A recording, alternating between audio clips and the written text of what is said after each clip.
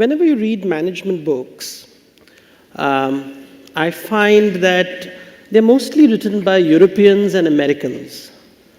And there's an uncanny resemblance between modern management and stories from the Bible.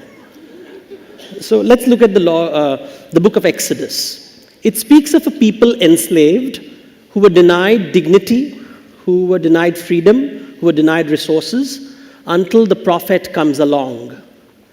And then he shows the people the vision of the promised land, something that no one has seen. And people follow him. They follow him across the sea, across the wilderness to find this promised land. And in order to get to the promised land efficiently, you need commandments, rules, do's and don'ts. And what is the problem that the prophet faces on the way to the promised land? Something which is very common in management. It's called non-compliance. And that's how management books are designed. Think carefully. You begin with the problem statement. Then you have the vision, the mission, the objective, the goal, the target.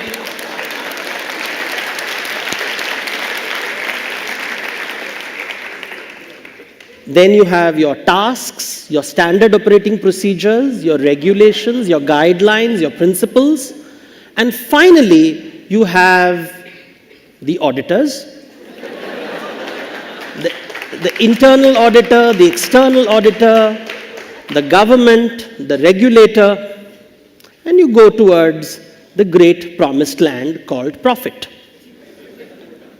So I asked myself a question. If modern management is based on stories from the Bible, could Indian management be inspired by stories from the Puranas? For those who don't know, Puranas are the ancient chronicles where the stories from Indian mythology are contained. And I found something very surprising. I found not one promised land, but 3 promised lands. Yeah? The first promised land is called Swarg. Swarg means paradise. Why is it called paradise? Because there is a cow called Kamadhenu, the wish-fulfilling cow. Ask for anything and the cow will give it to you. There is a tree called Kalpataru. Stand under the tree, ask for anything and you will get it. There's a jewel called Chintamani. Hold it in your hand, ask for anything and you will get it without effort. In management language, this is called infinite return with no investment. So this must be paradise. Basically, you'll get your salary without going to work. It's a place where hunger is indulged. Your wants, your desires, your needs, anything that you want is satisfied. And the king of this land is called Indra, and he's a prosperous king. He sits on elephants, and he's happy, and he's powerful. But Swarga is always under siege. There are always wars happening. You see, if a Raja or a king performs a yajna or goes to war, Indra gets insecure and immediately steals the horse. If an Asura is born, he runs to his father and says, please kill him. And if a Rishi starts doing tapasya, he goes to the Apsara department and say, Rambha, go, unleash yourself. You see, he has everything, the wish-fulfilling cow, the wish-fulfilling tree, the wish-fulfilling jewel, but he is insecure. So he has everything, but he is insecure. Sounds familiar? Yeah? Which brings me to the second promised land, which is Kailash. It is Mount Kailash. It is a mountain of stone covered with snow. Here, hunger is outgrown. It's destroyed. Now, why do I say this? For that, you have to look at this image very, very carefully. It's this popular street image of Kailash. Now, look at it very carefully. In front, you can see a bull, Shiva's bull Nandi, and opposite that is Parvati's lion. And the bull is not quivering in fear. There is no predator, there is no prey. On one side, you see on top of Kartikeya, there is a peacock. What does the peacock eat? A snake. Where is the snake? Around Shiva's neck. What does the snake eat? It eats a rat. Where is the rat? Just above, next to Ganesha. So there you have a predator, a prey, predator, prey, but nobody is afraid. Why? Because hunger has been destroyed. There is no hunger. There is no need. There is no desire. There is no want. And therefore, Shiva is always at peace. But of course, the goddess won't let him be at peace. You see, woman power. What does the goddess say?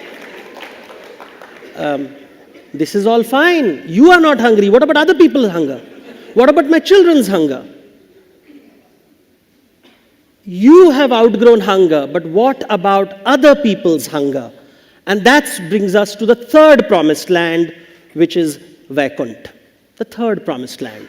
Here Vishnu is reclining on his serpent and is surrounded by affluence and abundance, but their prosperity is accompanied with peace. There is also peace here. Now what has happened? What is different over here? It's a happy playground. It is not a Ranabhumi. It's not a battleground. It's a Rangabhumi. It's a playground. Over here, other people's hunger is taken care of. Vishnu participates with the world. He engages with the world. What he does is he descends and does various roles, sometimes as king, sometimes as prince, sometimes as a lover, sometimes as a priest.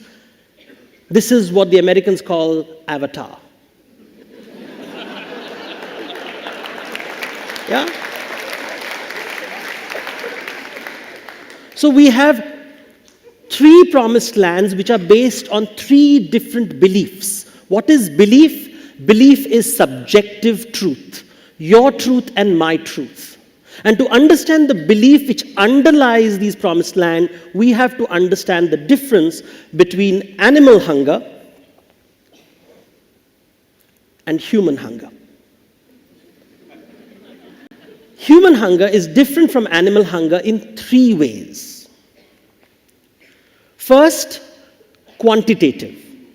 I'm not just hungry for today's food, I'm also hungry for tomorrow's food, and food the day after tomorrow, and the food after 10 years, and the food after when I'm retiring, and food for my children and 10 generations from now. So I'm going to save and save and save and hoard and hoard and hoard and insure myself because I want to be assured of food every day for the rest of my life and even in the future after that.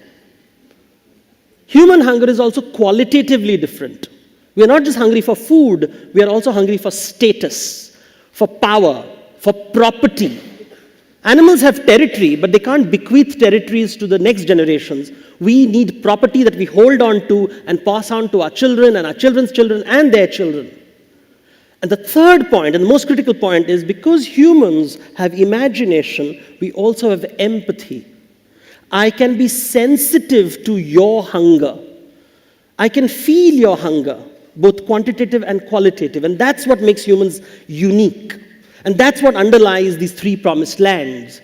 You see, Indra believes that my hunger matters first. Shiva believes I can outgrow my hunger. Vishnu says your hunger matters first. The question is, which hunger matters first? Your hunger or my hunger? In the business world, which hunger matters first? Is it the shareholders? Is it the employees? Is it the customers? Is it the vendors? Is it the politicians, regulators, society, environment? Whose hunger matters first? And ask yourself, in a relationship, whose hunger matters first? Parents or child's? Husband or wife? Relative or stranger? Yours or mine? And when have you had a happy relationship? Ask that question. It's a rhetorical question. We have to ask ourselves, because there's no clear answer here. You see, most of us are born Indra, and we say, your hunger only matters if you satisfy my hunger. Or if after I have satisfied my hunger.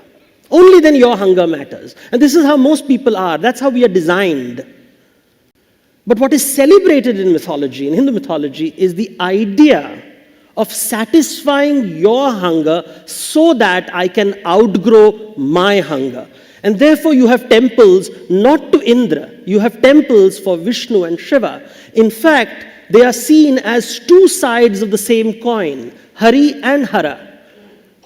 By satisfying your hunger, I'm outgrowing my hunger. Now, this is not a vocabulary you see in business schools and business books. Of course, the cynic will say, outgrowing hunger, that is theoretical. It cannot happen. That's the first cynic. Cynic will say, no, it's theoretical. It's meant for people who wear orange robes, not for business suits. Second cynic alert.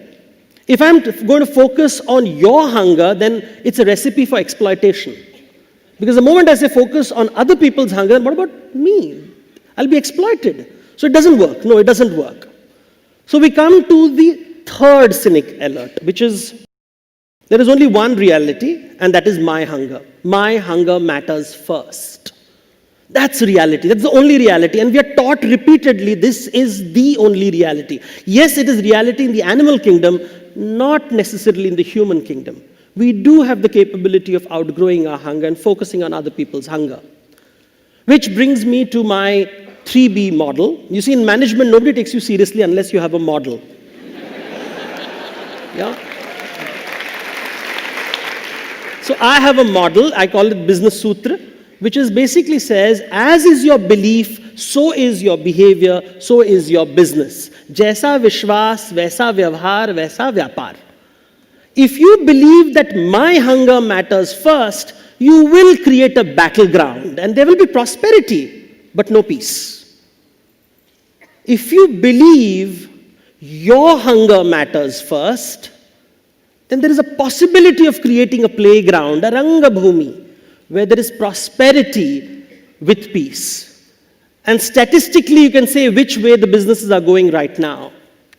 There is a possibility. A remote possibility, but a possibility nevertheless of creating prosperity with peace where we focus on other people's hunger.